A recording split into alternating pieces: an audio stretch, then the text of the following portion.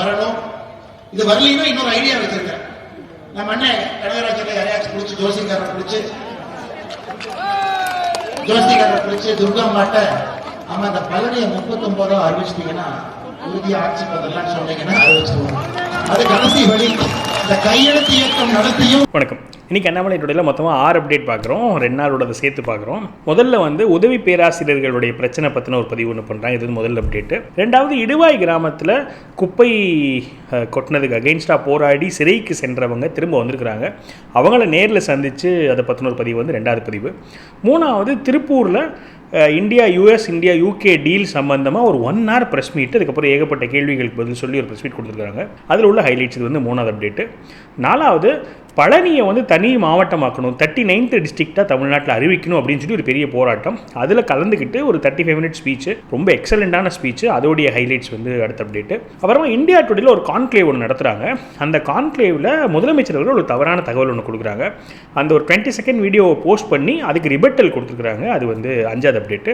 6வது, ஒரு ஸ்பெஷலாக ஒரு முதியவர் ஒருத்தர் 2 நிமிஷம் அண்ணாமலை அண்ணனை பற்றி சொல்கிறாங்க. நான் ஏன் அண்ணாமலை அண்ணனை ஃபாலோ பண்ணுறேன், நான் ஏன் வந்து அவரை ஆதரிக்கிறேன் அப்படின்னு சொல்லி ஒரு பெரியவங்க 2 நிமிஷம் பேசியிருக்காங்க. அவ்வளோ டீட்டெயில்டாக எக்ஸலண்ட்டாக பேசியிருக்காங்க.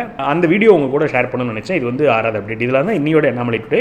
நான் உங்கள் மணியன் கோபி. நீங்கள் பார்த்துட்டு இருக்குது பாசிட்டிவ் பாலிடிக்ஸ். நம்ம சேனலில் டெய்லி காலையில் அண்ணாமலை அண்ணனுடைய அப்டேட்ஸ் எல்லாத்தையும் கம்பேர் பண்ணி ஒரே இடத்துல பார்த்துட்டு இருக்கோம். உங்களுக்கு அது இன்ட்ரெஸ்ட் இருந்துச்சுன்னா நம்ம சேனல் சப்ஸ்கிரைப் பண்ணி பெல் ஐக்கன் கிளிக் பண்ணிக்கோங்க. ஸோ அடுத்தடுத்து போகிற வீடியோஸ் உங்களுக்கு வந்து சேரும். முதல்ல இந்த பழனி போராட்டத்தை பற்றின ஹைலைட் சொல்கிறேன். ரொம்ப எக்ஸலண்ட்டான ஸ்பீச்.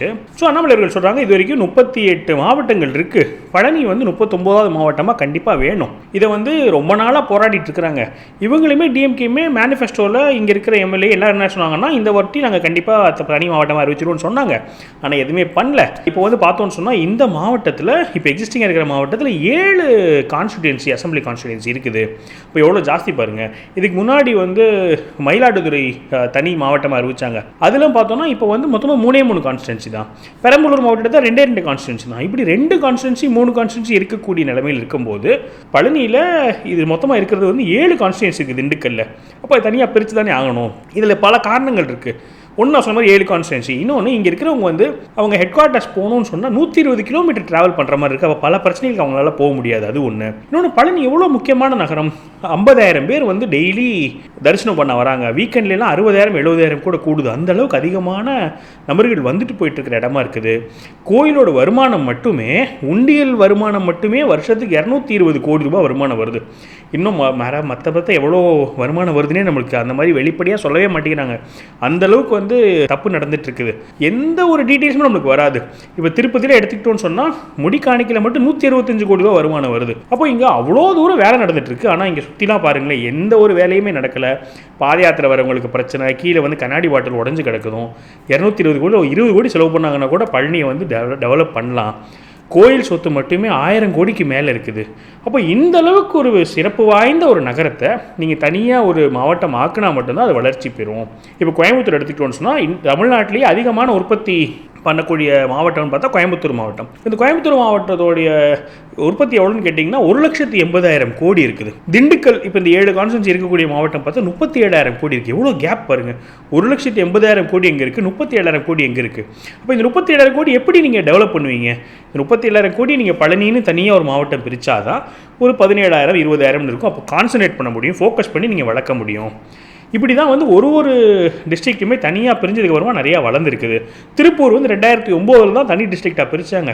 அது தனி டிஸ்ட்ரிக்டாக பிரித்ததுக்கப்புறமா எவ்வளோ பெருசாக வளர்ந்துருக்குது. கிட்டத்தட்ட 80,000 கோடிக்கு மேலே திருப்பூர்லேருந்து எக்ஸ்போர்ட் நடந்துட்டு இருக்குது. அப்போ அந்தளவுக்கு பெருசாக நடந்திருக்குது. ஈரோடும் அதே மாதிரி தான். ஈரோடு வந்து 1975க்கு மேலே தனியாக வந்து மாவட்டம் ஆனதுக்கப்புறம் தான் அதோடைய வளர்ச்சி வந்து பெருசாக இருந்தது. அதே போல் தான் நாமக்கல், சேலம்லேருந்து நாமக்கல் தனியாக பிரிஞ்சதுக்கு அப்புறமா தான் நாமக்கலோட வளர்ச்சி இருந்துச்சு. அப்போ இதுதான் நம்ம வந்து கவனம் பண்ணணும். இவங்க என்ன பண்ணுறாங்கன்னு சொன்னால், கருணாநிதி எங்கே போட்டிட்டாரோ அதை ஒரு தனி மாவட்டம் அறிவிச்சிருது. கருணாநிதி எங்கே போயிட்டு வந்தாரோ அதை வந்து தனி மாவட்டம். இந்த மாதிரி தான் அவங்களோட நோக்கம் போகுதே ஒழிய நம்ம ஸ்டேட் எப்படி டெவலப் பண்ணலாம். இது எவ்வளோ ஒரு புண்ணிய ஸ்தலம். கேரளாவிலேருந்து எவ்வளோ மக்கள் வராங்க, எவ்வளோ தரிசனம் பண்ண வராங்க. அவங்கள என்ன நினைப்பாங்க, எவ்வளோ கேவலமாக வச்சுருக்காங்கன்னு நினைப்பாங்களா மாட்டாங்களா? இந்த நோக்கம் சுத்தமாக இல்லை. இவங்க கொஞ்ச நாள் முன்னாடி வந்து என்ன பண்ணாங்கன்னா, ஒரு முருகர் மாநாடுன்னு ஒன்று நடத்தினாங்க. அவங்களுக்கு அதுக்கு சம்மந்தமே கிடையாது, இருந்தாலும் அதை நடத்தினாங்க. நடத்திட்டு என்ன பண்ணாங்க, நான் வந்து 50 கோடி ரூபா நான் வந்து புனரமைக்கிறதுக்காக கோயில்களுக்காக செலவழிக்க போகிறேன்னு சொல்லி சொன்னாங்க. அது கட்டுக்கதை. 1000 கோடி ரூபா நான் வந்து பண்ண போகிறேன் இந்த 5 வருஷத்துலன்னு சொன்னாங்க. நம்ம ரெக்கார்ட்ஸ்லாம் எடுத்து பார்த்தா 85 கோடி ரூபா செலவு பண்ணியிருக்காங்க. பொதுமக்கள் காசு போட்டு அவங்க வந்து கும்பாபிஷேகம் நடத்துவாங்க. இவர் வந்து பள்ளி மாதிரி வந்து சேகர் பாபு வந்து ஒட்டிக்கிட்டு அவர் நான் தான் நடத்தினேன்னு சொல்லி இது பண்ணிட்டு இருப்பாங்க. அவ்வளோ மோசமான ஆட்சி நடந்துட்டு இருக்குது. அதனால் நீங்கள் என்ன பண்ணணும்னு சொன்னால் ஃபோர்ஸ் பண்ணி நம்ம இந்த வாட்டி என்ன பண்ணுறோம், மார்ச் 5ஆம் தேதிக்கு முன்னாடி இதை வந்து ஒரு ஆர்டர் பாஸ் பண்ண வைக்கிறோம் அப்படிங்கிறார். அவர் என்ன சொல்கிறாருன்னு சொன்னால், நீங்கள் எலெக்ஷன் அறிவிச்சிருச்சு அதுக்கப்புறமானா அவங்களால இதை அறிவிக்க முடியாது. ஏன்னு சொன்னால் அது வந்து code of conduct, election code of conduct. அதனால் அதுக்கு முன்னாடி நம்ம அவங்களை ஃபோர்ஸ் பண்ணி வர வைக்கணும். எனக்கு ரொம்ப பூர்ண நம்பிக்கை இருக்குது. கண்டிப்பாக நம்ம வந்து அவங்களுக்கு ப்ரெஷர் கொடுத்து இதை அறிவிக்க வைப்போம். ஏன்னா அப்படி நீங்கள் பண்ணாட்டி உங்களுக்கு உள்ளேயே உங்களை விட மாட்டோம், உங்களுக்கு வந்து ஓட்டு கண்டிப்பாக கிடைக்காது, நம்ம அவங்களை மிரட்டுவோம், அப்படி பண்ணால் பண்ணிடலாம் அப்படின்னு சொல்லி சொல்கிறாரு. எனக்கு இந்த பர்டிகுலர் பாயிண்டில் பயங்கர நான் ஆச்சரியமாக இருந்தது. பொது ஒரு அரசியல்வாதி எப்படி யோசிப்பார், மார்ச் 5ஆம் தேதி வந்துட்டோம், மார்ச் 5ஆம் தேதி வந்ததுக்கு அப்புறமா நம்ம வந்து சொல்லுவோம், பாருங்கள் ஏமாற்றிட்டாங்க, அவங்களுக்கு ஓட்டு போடாதீங்க, எங்களுக்கு ஓட்டு போடுங்க, நாங்கள் வந்து ஜெயிச்சுட்டு நாங்கள் வந்து பழனியை தனி மாவட்டம் அறிவிக்கிறேன். இப்படி தானே ஒரு அரசியல்வாத சிந்தனை இருக்கும். எலெக்ஷனுக்கு முன்னாடி அவர் வந்து பழனியை தனி மாவட்டமாக அறிவிச்சிட்டாங்கன்னு சொன்னால் நேச்சுரலி ஒரு கோவம் குறைய தானே செய்யும். சரி பரவாயில்ல, அட்லீஸ்ட் அவங்க ஆட்சி முடிகிறதுக்குள்ளே போட்டாங்கன்னு திமுகக்காரன் அப்படி தானே போய் கான்வாஸ் பண்ணுவாங்க. அப்போது இவர் என்ன பண்ணலன்னு சொன்னால், இது ஒரு எலெக்ஷன் விஷயமா மாற்றுறதுக்கு முயற்சி பண்ணியிருந்தாருன்னு சொன்னால் இன்னொரு 15 நாள் பொறுத்து இந்த போராட்டம் பெருசாக பண்ணலாம். ஆனால் இப்போயே பண்ணுறாருன்னு சொன்னால் அப்போ நிஜமாலுமே இதை பயன்படுத்தி நம்ம வந்து ஒரு அழுத்தம் கொடுத்து இது மாவட்டம் ஆக்கிட்டா அந்த மாவட்டத்துக்கு நல்லது அப்படின்னு பார்க்குறாருன்றது என்னோட புரிதல் இருந்துச்சு. நீங்களும் என்ன நினைக்கிறீங்கன்னு சொல்லுங்கள். அவர் சொல்கிறாரு, எவ்வளோ தூரம் மோசமாக பழனியை பார்த்துக்கிறாங்கன்னு சொன்னால், இது ஒரு குப்பை கடை, கோவில் நகரத்தை குப்பை கடை மாற்றிருக்கிறாங்க. இப்போ 50,000 3 லட்சம் வரைக்கும் பாப்புலேஷன் இருக்கக்கூடிய நகரங்கள்லாம் எவ்வளோ க்ளீனாக இருக்குன்னு ஒரு சென்ட்ரல் கவர்மெண்ட் ஒரு பட்டியல் போடுறாங்க. அந்த பட்டியலில் பழனிக்கு கிடைச்சிருக்க ரேங்க் 585வது ரேங்க். அப்போ 554 நகரங்கள் பள்ளியோட சுத்தமாக இருக்குது. கோயில் நகரம் சுத்தமாக இருக்கணுமா இல்லையா? எவ்வளோ கேவலமாக இருக்குது. அதனால் அவ்வளோ மோசமாக பண்ணிகிட்டு இருக்காங்க.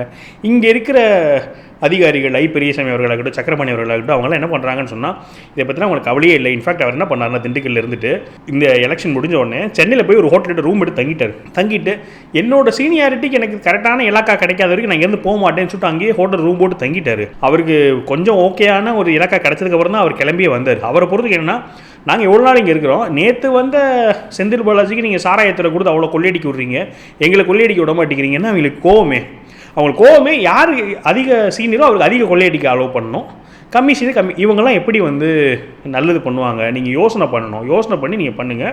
நம்ம என்டிஏயில் இருக்கக்கூடிய எதிர்க்கட்சி தலைவர் எடப்பாடி பழனிசாமி அவர்களும் ஒரு வாக்குறுதி கொடுத்துருக்கிறார். என்ன வாக்குறுதி கொடுத்துருக்காருன்னா, பழனியை நாங்கள் ஆட்சிக்கு வந்த உடனே தனி மாவட்டமாக அறிவிப்போம்னு வாக்குறுதி கொடுத்துருக்கிறாரு. அதனால் நீங்கள் என்டிஏ ஆட்சிக்கு கொண்டு வாங்க, கண்டிப்பாக நம்ம வந்து தனி இதாக கொண்டு வந்துடுவோம் அப்படின்னு சொல்லி சொல்கிறார். அப்புறம் சொல்கிறாரு, பழனியில் வந்து சித்தா மருத்துவமனை கொண்டு வரேன்னு சொல்லியிருந்தாங்க, கொண்டு வந்தாங்களா? ஒரு செங்கலை கூட நடலை. இப்போ கொஞ்ச நாள் கழிச்சு வந்து இந்த உதயநிதி ஸ்டாலின் செங்கலை தூக்கிட்டு வருவார். நீ அவர்கிட்ட கேட்கணும், ஏன்பா நீ நீட்டை பற்றிலாம் பேசினியே, இங்கே நீ வந்து சித்தா ஹாஸ்பிட்டல் கேட்டேன்னு சொல்லி எங்கே அது போச்சுன்னு சொல்லிட்டு அவங்க சுற்றிருக்கவங்க எதை கையில் கொடுத்தாலும் அவர் தூக்கிடுவார். இப்போ சுற்றிருக்கவங்களாம் வந்து பால்டாயில் பாட்டில் கொடுத்தா அதையும் மேலே தூக்கிடுவார் அப்படின்னு சொல்லி சொன்னார். ஆக்சுவலி என்னன்னா, உதயநிதி ஸ்டாலின் மேலே அந்த மாதிரியான ஒரு ரூமர் இருக்குன்னு வச்சுக்கோங்களேன். ஒரு பால்டாயில் குடிச்சிட்டாருன்னு ஒரு ரூமர் இருக்குது. தெரியாதவங்களுக்காக சொல்கிறேன். அதனால் நிறைய பேர் என்ன பண்ணுவாங்கன்னா, உதயநிதி ஸ்டாலினோட பால்டாயில் பண்ணலன்னு சொல்லி சொல்லுவாங்க. அவர் ஒரு லவ் ஃபெயிலியர்னால அப்படி பண்ணிட்டாருன்னு ஒரு ரூமர். அதுக்கு எதுவுமே தெரியாதுன்னு வச்சுக்கோங்களேன். அதாவது இதெல்லாம் பயங்கர ரூமர் தான், பட் ரொம்ப பாப்புலர். எல்லாருக்கும் என்னென்ன பேர் சொல்லி கூப்பிடுவாங்கன்னு இருக்குல்ல, அது மாதிரி இவர் அந்த பேர் சொல்லி கூப்பிடுவாங்க.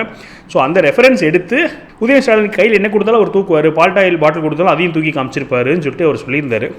ஸோ அதுக்கப்புறமா அண்ணாமலை என்ன சொல்லியிருந்தாருன்னு சொன்னால், இதுக்கு இன்னொரு ஒரு சூப்பரான வழி இருக்குன்னு சொல்லிட்டு ஒரு எக்ஸலண்ட்டான ஜோக்கு என்ன சொன்னாருன்னு சொன்னால், நான் ஃபஸ்ட்டே அந்த வீடியோ உங்களுக்கு ப்ளே பண்ணி காமிச்சிருப்பேன். அவர் சொல்லியிருப்பார், துர்கா அம்மா கிட்ட வந்து என்ன பண்ணுங்கன்னா, ஜோசியக்காரர் ஒருத்தரை கூப்பிட்டு போய் இந்த மாதிரி பழனி தனி மாவட்டம் அறிவிக்க சொல்லுங்கள், அப்போ தான் நல்லதுன்னு சொல்லுங்கள், அடுத்த நாளே பண்ணிவிடுவாங்க. இந்த பாருங்களேன், என்ன ஒரு கேலி கூத்துன்னு, ஒருத்தரே சாமி கும்பிட மாட்டாராம், சாமிக்கு எதிர்ப்பான், இன்னொருத்தவங்களுக்கு எல்லாமே சாமியா. இந்த வடிவேல் வந்து பனைமரத்தில் ஒரு குத்து தென்னமரத்தில் ஒரு குத்துங்கிற மாதிரி அவங்க என்ன பண்ணுறாங்கன்னா, சாமி கும்பிடாத வந்து ஒரு ஓட்டுக்கு இந்த பக்கம், சாமி கும்பிட்ற ஓட்டுக்கு இந்த பக்கம்னு சொல்லி உங்களை முட்டாளாக்கிட்டு இருக்காங்க, பார்த்துக்கோங்க அப்படிங்கிறாரு. ஸோ அப்படி நிறைய ஸ்டாட்டிஸ்டிக்ஸு, நிறைய ஒரு அரசியலில் பயங்கர ஸ்ட்ராங்கான பாயிண்ட்ஸு. இப்போ சேகர் பாபு அமைச்சரை வந்து பல்லிங்கிறதா இருக்கட்டும், இல்லை பெரியசாமி அவர்கள் என்ன பண்ணிட்டு வந்தாருன்னு சொன்னதாக இருக்கட்டும், இல்லாட்டி ஒரு சர்க்காசம், இவங்க துர்காமா மூலமாக நீங்கள் ஜோசியர் மூலமாக பண்ணுங்கன்னு சொன்ன சர்க்காசமாக இருக்கட்டும், ஸ்டாட்டிஸ் எல்லாமே இவங்க என்ன சொல்கிறது, ஒரு ஃபுல்லி பேக்டு ஸ்பீச்சு. இப்போ இதை அடக்கணும் இல்லையா? இப்போ நம்ம வந்து ஒரு 10 நிமிஷத்தில் இது சொல்லியிருக்கேன், இவர் ஒரு 35 மினிட்ஸில் பேசியிருப்பார். இந்த ஸ்பீச்சை நீங்கள் வேறு யார்கிட்டேருந்து எதிர்பார்க்க முடியல. இப்போது இன்ஃபேக்ட் இப்போ விஜய்க்கு ரொம்ப ஆதரவு இருக்குன்னு பார்க்குறோம் இல்லையா இளைஞர்கள் மத்தியில். விஜயால் இந்த ஸ்பீச்சை வந்து பேப்பர் பார்க்காம வாசிக்கவே முடியாது. உட்காந்த ஒரு பல நாள் ப்ரிப்பேர் பண்ணிட்டு வந்தாலும் பேச முடியாது. ப்ரிப்பேர் பண்ணிட்டு வந்தே அவர் மறந்துடுறாரு, மறந்து பேப்பர் எடுத்து பார்க்குறாரு. அவருக்கு இந்த மாதிரி ஒரு ஃப்ளோவே வராது. இதை சொல்கிறதுக்கே அவருக்கு எனக்கு 2 மணி நேரம் ஆகும். அது நிறுத்தி நிதானமாக அப்படிலாம் பேசிகிட்டு இருப்பார். அதனால் ரொம்ப என்ன சொல்ல ஏக்கமாக இருக்குது. இவ்வளோ நல்ல தலைவராக இருக்கிறாரு, அட்மினிஸ்ட்ரேஷனும் தெரிஞ்சிருக்கு, பியூரோக்ரஸி தெரிஞ்சிருக்குது, போலீஸ் எப்படி இயங்கும்னு தெரியுது, ஒரு எண்ணம் இருக்குது. அப்போது இவர் வந்து பதவியில் பொறுப்பில் இருந்ததுன்னா நல்லது பண்ண முடியும் அப்படின்னு நம்பிக்கை. அதனால தான் நம்ம நிறைய என்ன பண்ணுறோன்னா சப்போர்ட் பண்ணி அவருடைய கருத்துக்களை கொண்டு போய் சேர்க்கறதுக்கு முயற்சி பண்ணிகிட்ருக்கோம். ஸோ இதை வந்து அந்த ஸ்பீச்சோட ஹைலைட்ஸு. அப்புறமா மற்ற அப்டேட் சொல்கிறேன். அதாவது இந்த இது சொல்லியிருந்தேன் இல்லையா, அந்த துணை ஆசிரியர்களோட போராட்டம், அதை பற்றி ஒரு அப்டேட் சொல்லிடுறேன். தமிழகம் முழுவதும் உள்ள அண்ணா பல்கலைக்கழகத்தின் 16 உறுப்பு கல்லூரிகளின் பல்வேறு துறைகளில் சுமார் 15 ஆண்டுகளாக பணியாற்றி வந்த 328 தற்காலிக உதவி பேராசிரியர்களை கடந்த ஜனவரி 30 பணி நீக்கம் செய்துள்ள செய்தி மிகுந்த அதிர்ச்சி அளிக்கிறது. நிதி நிலைமை காரணம் கூறி ஆசிரியர் பெருமக்களை பணி நீக்கம் செய்துள்ள திமுக அரசின் அராஜக போக்கு வன்மையாக கண்டிக்கத்தக்கது. திமுக தனது தேர்தல் வாக்குறுதி எண் 153 10 ஆண்டுகளுக்கு மேல் தற்காலிக பணியாற்றுபவர்களை பணி நிரந்தரம் செய்வோம் என்று கூறியிருந்தது. ஆனால் இத்தனை ஆண்டுகளாக நம்பிக்கையுடன் காத்திருந்தவர்களை பணி நீக்கம் செய்து பெரிய துரோகம் செய்திருக்கிறது. அண்ணா பல்கலைக்கழகத்தில் மட்டுமே சுமார் 45.44 ஆசிரியை பணியிடங்கள் நிரப்பப்படாமல் இருக்கின்றன என்பது கடந்த டிசம்பர் மாதம் வெளியான செய்திகளில் தெரியவந்தது. இந்த நிலையில் 10 ஆண்டுகளுக்கு மேலாக பணியாற்றி வருபவர்களை பணி நிரந்தரம் செய்யாமல் காணி பணியிடங்களை நிரப்பாமல் தமிழக இளைஞர்களின் எதிர்காலத்தையே கேள்விக்குறியாக்கியிருக்கிறது திமுக அரசு. கடந்த 2024-25 ஆண்டில் மட்டும் சுமார் 110 கோடி விளம்பரங்களுக்காக செலவிட்டுள்ளது திமுக அரசு. இந்த ஆண்டு ஊரக உள்ளாட்சித்துறைக்கு மட்டுமே 500 கோடி விளம்பர செலவுக்கு ஒதுக்கியுள்ளது. 5 ஆண்டுகளாக வீண் விளம்பரங்களுக்கு மட்டுமே பல 100 கோடி செலவு செய்து வரும் திமுக அரசுக்கு ஆசிரியர்கள் பணி நிரந்தரம் செய்யவோ சமவேளைக்கு சமூதியம் வழங்கவோ நிதி இல்லை என்றால் இந்த கையாலாகாத திமுக அரசின் முதலமைச்சர் திரு ஸ்டாலின் எதற்கு முக்கியத்துவம் கொடுத்து கொண்டிருக்கிறார்? உடனடியாக பணி நீக்கம் செய்யப்பட்டுள்ள 328 தற்காலிக உதவி பேராசிரியர்களுக்கு பணி வழங்குவதோடு தமிழகம் முழுவதும் நிரப்பப்படாமல் உள்ள உதவி பேராசிரியர் பணியிடங்களை உடனடியாக அவர்களுக்கு வழங்கும் நடவடிக்கைகளை மேற்கொள்ள வேண்டும் என்று திமுக அரசை வலியுறுத்துகிறேன். அவர் சொன்ன மாதிரி எப்படி ஆப்போசிட்டில் போயிட்டு இருக்காங்க. பணி நிரந்தரம் செய்யணும்னா பணி நீக்கம் பண்ணிட்டு இருக்காங்க, போராட்டம் பண்ணுறவங்களுக்கு வந்து அரெஸ்ட் பண்ணிட்டு இருக்காங்க. ஸோ அப்படியே ஆப்போசிட்டாகவே போயிட்டு இருக்கு. அதுக்கப்புறம் இடுவாய் கிராமத்தில் உள்ள ஒரு அப்டேட்டு. இன்றைய தினம் தங்கள் கிராமம் குப்பை கிடங்காய் மாறப்படுவதை எதிர்த்து போராடி திமுக அரசின் அதிகார துஷ்பிரயோகத்தால் பொய் வழக்கில் 22 நாட்கள் சிறையில் அடைக்கப்பட்டும் தங்கள் மண்ணை காக்கும் போராட்டத்தில் சிறிதும் பின்வாங்காத வீரமிக்க திருப்பூர் மாவட்டம் இடுவாய் கிராம மக்களை சந்தித்து கௌரவிக்கும் வாய்ப்பு கிடைத்ததில் பெருமகிழ்ச்சி. பொதுமக்கள் நலனை புறக்கணித்து ஒரு கிராமத்தையே நாசமாக்க துணியும் அரசு ஆணவத்தை தமிழக மக்கள் சக்தி விரைவில் அளித்திடும். அப்புறம் அந்த India US India UK deal இருக்கு இல்லையா, அதை பற்றி ஒரு 1 hour ப்ரெஸ் மீட்டு. அதில் வந்து அந்த டீலில் உள்ள முக்கிய அம்சங்கள் எல்லாம் சொல்கிறாங்க. இந்தியாவுக்கு எதனால் பெனிஃபிட்டு, எப்படி வந்து ட்ரம்ப்பை வந்து சமாளித்து நம்ம அந்த டீல் சக்ஸஸ்ஃபுல்லாக வாங்கியிருக்கோம், எப்படி பங்களாதேஷோட நம்ம பெட்டராக வந்து டீல் வாங்கியிருக்கோம், எல்லாம் எக்ஸ்பிளைன் பண்ணுறாங்க. இதே ஃபுல்லாக நான் என்ன பண்ணியிருக்கேன்னு சொன்னால் ஜியோ பாலிட்டிக்ஸ் அப்படிங்கிற சேனலில் நம்ம ஜியோ பாலிட்டிக்ஸ் சம்மந்தமான வீடியோஸ்லாம் போஸ்ட் பண்ணிட்டுருக்கேன். அதில் நான் இந்த டீல் பற்றிலாம் டீட்டெயில்டாக சொல்லியிருக்கேன், யூகே டீல் பற்றிலாம் டீட்டெயில்டாக சொல்லியிருக்கேன். ஸோ அதில் கவர் பண்ணியாச்சுங்கிறனால இதில் திருப்பி கவர் பண்ணுவேன். ஏன்னா ரொம்ப நேரம் 1 hour ஆக்சுவலி. அதில் வந்து கடைசியில் அரசியல் கேள்விகள் இருக்குது. அப்போ இதெல்லாம் முடிச்சுட்டு அங்கே இருக்கிறவங்கலாம் கலைச்சிட்றாரு. ஒரு 45 நிமிஷம் பேசுகிறாங்க. பேசிட்டு இதுக்குள்ளே அரசியலே கொண்டு வர வேணாம்னு சொல்லிட்டு அந்த ட்ரேடு பற்றி மட்டும் பேசிட்டு அது சம்மந்தமான ஆளுங்களை அனுப்பிச்சிட்டு அப்புறம் அரசியல் கேள்விகள் கேளுங்க, ஓகே நான் பதில் சொல்கிறேன்னு சொல்லி சொல்கிறோம். அதில் முக்கியமான கேள்விகள் நம்ம நேற்று பேசியிருந்த மாதிரி நிறைய ரூமர்ஸ்லாம் இருக்குது. அந்த ரூமர்ஸ் எல்லாத்துக்கும் இதில் பதில் சொல்லியிருக்காரு. முதல்ல வந்து சக்தி கேந்திரத்தில் உங்களுக்கு பொறுப்பு கிடைக்குதுன்னு சொல்லி சொல்கிறாங்களே அப்படிங்கிறது ஒரு ரூமர். இல்லை அப்படிலாம் ஒன்றும் இல்லை அப்படின்றது முதல்ல அவுட்டு. ரெண்டாவது வந்து உங்களுக்கும் நரினா நாகேந்திரனுக்கும் பனிப்போர் நடந்துட்டு இருக்குங்கிறாங்களே அப்படிங்கிறாங்க. என்னங்க நீங்கள் பனிப்போர் ஹாட் போர்னு சொல்லிட்டு அதெல்லாம் உள்ள நான் இவ்வளோ வேலை தானே பண்ணிட்டு இருக்கேன், கட்சி வேலை தானே பண்ணிட்டு இருக்கேன், இங்கே கட்சி வேலைக்கு தான் வந்திருக்கேன், அடுத்து பழனிக்கு போராட்டத்துக்கு போகிறேன், எல்லாம் கட்சி வேலை தான் பண்ணிட்டு இருக்கேன், அதெல்லாம் ஒன்றும் இல்லைன்ற அது முடிஞ்சு. மூணாவது வந்து கேட்குறாங்க, நீங்கள் வியூகத்தை பற்றி கேள்வி கேட்டீங்க. நிறைய ஒரு ரூமர் என்னன்னா என்னை எப்படி வந்து நீங்கள் அந்த 6 தொகுதிக்கு பொறுப்பாளர் எப்படி போட்டீங்க, என்ன வியூகத்தின் அடிப்படையில் போட்டீங்க, எனக்கு அந்த பர்டிகுலர் தொகுதி சூஸ் பண்ணுறதுக்கு முன்னாடி என்ன காரணம்னு எனக்கு சொல்லவே இல்லை, எதன் அடிப்படையில் பண்ணீங்க அப்படின்னு சொல்லிட்டு அண்ணாமலை நிறைய சரமாரியான கேள்விகள் கேட்டார். எப்படி நீங்கள் திமுக தோக்கடிக்கிறதுக்கு என்ன ஸ்ட்ராட்டஜி வச்சுருக்கீங்க, எதுவுமே இல்லாமல் சும்மா கண்ணை மூடிட்டு வேலை பாருன்னு சொல்லி என்னை வேலை சொன்னால் எப்படி, எனக்கு ப்ராப்பர் ரீசனிங்கோடு சொல்லுங்கள், ஒரு தொகுதியாக தான் வேலை பார்க்குறேன்னு சொல்லி அண்ணாமலை அவர்கள் சொன்னார் அப்படின்னும். அப்புறம் வந்து 1 மாதத்துக்கு முன்னாடி நீ வந்து இந்த தொகுதினா எப்படி ஜெயிக்க முடியும், முன்னாடியே பிளான் பண்ணணும்ல எல்லாமே அப்படின்னு சொல்லிட்டு. ஆக்சுவலாக எனக்கு ஞாபகம் இருக்குது, அவர் எலெக்ஷன் தோற்றப்போ சொன்னார் 500 நாள் முன்னாடி வந்து 300 நாள் 500 நாள் முன்னாடி கேண்டிடேட் அனௌன்ஸ் பண்ணலாம் சொன்னார். அது ஞாபகம் வந்துச்சு. இப்போ இந்த மாதிரி நிறைய ரூமர்ஸ் நேற்று போயிட்டு இருந்துச்சு. அதை வந்து கேள்வி கேட்குறாங்க. அதுக்கு அவர் சொல்கிறாரு, இந்த பாருங்க நான் மைக் எடுத்து பப்ளிக்காக என்ன சொன்னனோ அதை வந்து என்கிட்ட சொல்லி கேள்வி பதில் சொல்கிறேன், இந்த மாதிரி அவசரமாக சொல்லாதீங்க அப்படிங்கிறாரு. அதில் எனக்கு என்னென்னா அப்படிலாம் நான் சொல்லலைன்னு சொல்லி முன்னாடி சொல்லிட்டு இருந்தார். இதை வந்து அப்படிலாம் நான் சொல்லலேன்னு மறுக்கலை. சேம் டைம் அதை அங்கீகரிக்க இல்லைன்னு வச்சுக்கோங்களேன். அந்த பதில் அப்படி முடிச்சுட்டாங்க. அப்புறம் கேசவ விநாயகஜி பொறுப்பு பற்றி கேட்குறாங்க. அப்போ அவர் சொல்கிறார், அவர் வந்து சங்க பிரச்சாரக்குக்கு வந்து எல்லா வேலையும் ஒரே வேலை தான், இது பெரிய வேலை, இது சின்ன வேலைலாம் கிடையாது. அவர் அரசியல்வாதியே கிடையாது.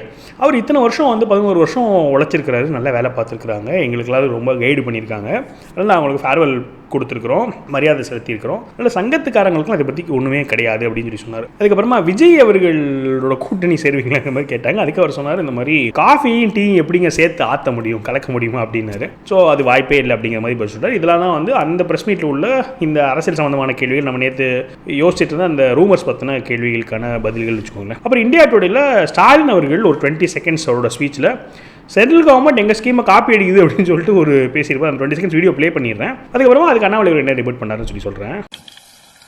திராவிட மாடல் செயல்படுத்த திட்டங்களை பார்த்து பல்வேறு மாநிலங்களில் அந்த திட்டங்களையும் அடாப்ட் பண்ணிக்கணும்னு கேஸ் ஸ்டடி பண்ண ஆபீசர்ஸ் வராங்க. இப்போ கூட எங்களுடைய தோழி விடுதியை மாடலாக எடுத்துக்கிட்டு ஒன்றிய அரசு பட்ஜெட்ல ஒரு ஸ்கீம் அறிவிச்சிருக்கிறாங்க. கடந்த 2022ஆம் ஆண்டு நிதியாண்டு தொடக்க நாளான ஏப்ரல் மாதம் 1ஆம் அன்று மத்திய அரசு கொண்டு வந்த பணிபுரியும் மகளிருக்கான சக்தி நிவாஸ் திட்டத்தின் கீழ் வழங்கப்பட்ட நிதியில் 2023ஆம் ஆண்டு ஜூலை 13 அன்று தொடங்கப்பட்டதே தோழி விடுதி. இதற்காக தமிழகத்துக்கு மத்திய அரசு 223 கோடி நிதி ஒதுக்கீடு செய்து 147.18 கோடி வழங்கியுள்ளது. உண்மை நிலை இப்படி இருக்க கொஞ்சம் கூட கூச்சமே இல்லாமல் தோழி விடுதியை அடிப்படையாக கொண்டு மத்திய அரசு புதிய திட்டம் அறிவித்திருக்கிறது என்று பொய் கூறியிருக்கிறார் முதலமைச்சர் ஸ்டாலின். மத்திய அரசின் திட்டங்கள் அனைத்திலும் திமுக ஸ்டிக்கர் ஒட்டியே பழக்கப்பட்ட முதலமைச்சர் திரு மு.க. ஸ்டாலின் தற்போது மத்திய அரசின் நிதியில் செயல்படும் திட்டத்தை தாங்கள் கொண்டு வந்ததாக மற்றும் ஒரு ஸ்டிக்கர் ஒட்ட முயற்சிக்கிறார்.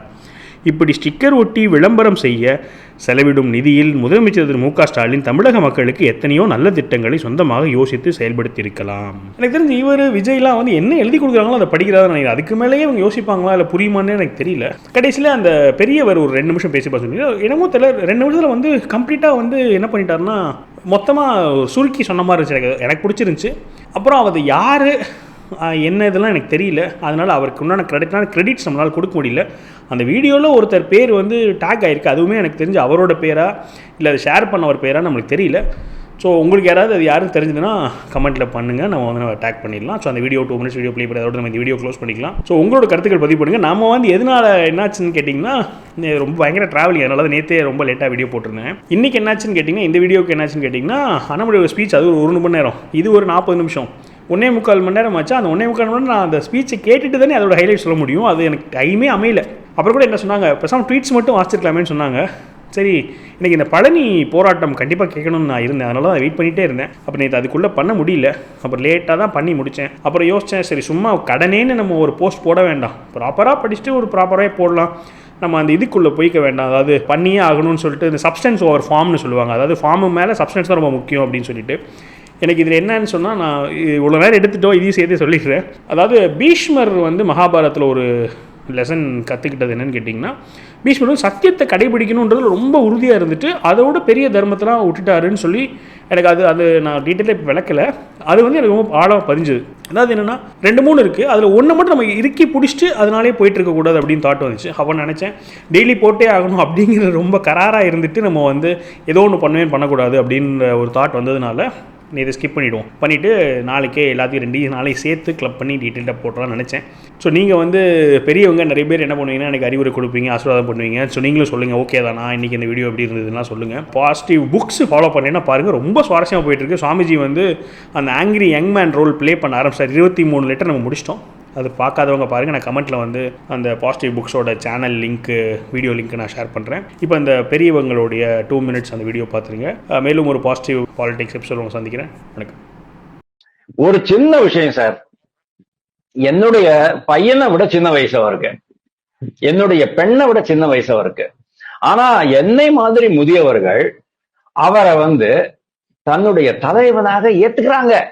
அந்த அளவுக்கு அவர் மேல ஒரு கவர்ச்சின்னா என்ன, நீங்க வந்து சினிமா ஸ்டார் மாதிரி இருக்கீங்களா, திரைப்பட பின்புலத்துல வந்திருக்கீங்களா, உதயநிதி மாதிரி ஒரு நடிகை கூட டான்ஸ் ஆடிக்கிட்டு இருக்கீங்களா திரைப்படத்துல, அதெல்லாம் ஒண்ணும் கிடையாது. பக்கத்து வீட்டு பையன் மாதிரி இருக்கிறான் பாக்குறதுக்கு, சாதாரணமா பேசுறான், அவ்வளவுதான். ஆனா அந்த பேச்சுல ஒரு நேர்மை இருக்கு, அந்த பேச்சுல ஒரு ஆக்ரோஷம் இருக்கு, அனல் இருக்கு, ஒரு தீ இருக்கு, ஒரு வெறி இருக்கு, வெற்றி பெற வேண்டும், சிஸ்டம் சேஞ்ச் பண்ணணும் அப்படின்னு சொன்னார் இல்லையா, சிஸ்டத்தை தான் தவறு, சேஞ்ச் பண்ணணும்ன்ற ரஜினிகாந்த் சொன்னார் பாருங்க, ரொம்ப தீப்பொறி மாதிரி. அப்புறம் போயிட்டாரு அவரு. ஆனா அண்ணாமலை அதை உண்மையிலேயே என்னால கொண்டு வர முடியும் அப்படின்னு அவர் நம்புறாரு. அந்த ஒரு தீ இருக்கிறதுனால தான் நிறைய பேர் அவரை வந்து தலைவரா வச்சுக்கிறாங்க, கருதுறாங்க. இளைஞர்கள், பெண்கள், இளைஞர்கள், எஸ்பெஷலி இளைஞர்களுக்கு என்ன ரொம்ப பிடிச்சிருக்கு அப்படின்னு சொன்னா, அவர் வந்து இந்த பத்திரிகையாளர் பேட்டிகளை எல்லாம் எப்படி ஹேண்டில் பண்றாருன்னு நீங்க பாருங்க. யாராவது ஒருத்தராவது தப்பான ஒரு கேள்வியை கேட்டுட்டு தப்பிச்சுட்டு போக விட மாட்டாரு. நெத்தி போட்டுல அடிக்கிற மாதிரி ஆணித்தரமாக அவருடைய பதிலடி கிடைக்கும். புள்ளி விவரங்களோட பேசுவாரு, சரியா பேசுவாரு. தமிழ்நாடு பாலிடிக்ஸ் ஆகட்டும், இந்தியன் பாலிடிக்ஸ் ஆகட்டும், இந்திய பொருளாதாரமாகட்டும், உலக பொருளாதாரமாகட்டும், நீ எதை வேணாலும் கேளியா, நான் பேசுறேன். அந்த அளவுக்கு அவருக்கு தன்னம்பிக்கை இருக்கு, அந்த அளவுக்கு அவருடைய அறிவாற்றல் இருக்குங்கிறத நம்ம பார்க்கிறோம். பள்ளிகள்ல, ஸ்கூல்ல, மற்ற பொது மேடைகளெல்லாம் அவர் பேசும்போது என்ன ஒரு ஆழ்ந்த கருத்துக்களை வந்து அவர் மக்களுடைய மனசுல பதிக்கிறார் அப்படிங்கறது நீங்க பாருங்க. அதுதான் ஒரு தலைவனுக்கு அழகு. அப்படிதான் அவர் டெவலப் பண்ணிட்டு இருக்கிறாரு.